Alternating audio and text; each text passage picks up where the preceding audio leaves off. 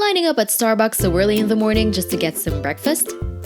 We are going to pass up on that and make a Copycat Starbucks oatmeal with fresh blueberries right at home.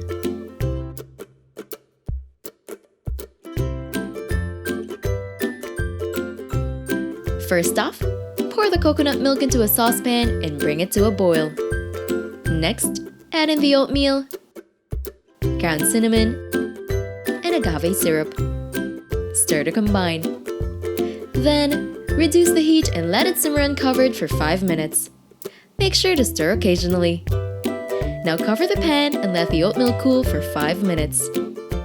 Place it in a bowl and serve with blueberries, mixed toasted nuts, and a drizzle of agave syrup.